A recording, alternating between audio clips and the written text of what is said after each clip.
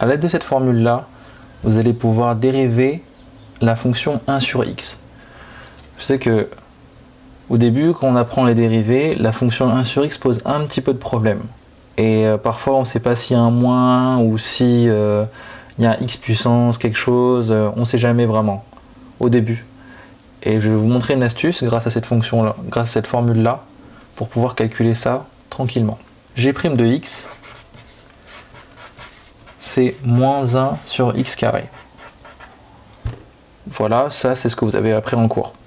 Si le prof n'a pas fait la preuve, ou si le prof a fait la preuve avec quelque chose qui s'appelle le taux de variation, c'est un peu long à refaire, et surtout en DST ou en devoir, ça prend un peu plus de temps. Donc on va trouver une démonstration qui est plus simple, que vous pourrez retenir simplement.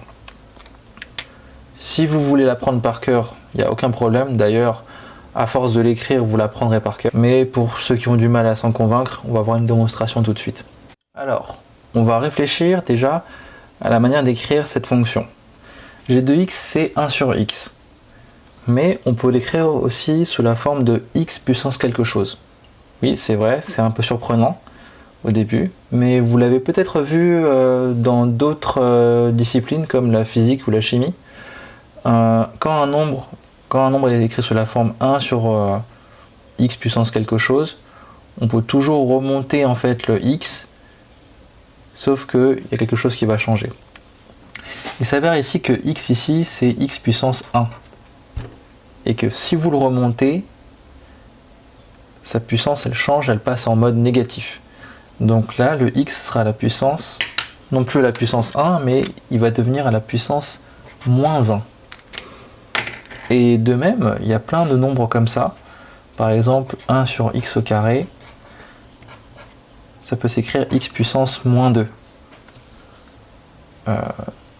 2 sur x puissance 3, où le 2 vous le laissez, vous remontez le x puissance 3, ça fait 2 fois x puissance moins 3. Etc., etc. Donc ça va être très très utile pour ce qu'on va faire. Car maintenant on sait que g de x, ça s'écrit sous la forme x puissance moins 1.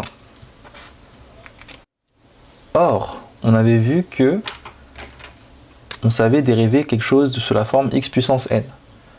La règle c'était toujours la même, c'est-à-dire qu'on prenait la puissance, on la descendait, et après on faisait x puissance diminuer d'un cran la puissance, donc n-1. Et bien c'est ce qu'on va essayer de faire ici, avec notre g de x. Donc je vais déjà annoncer que je dérive. Voilà. Je dérive la fonction.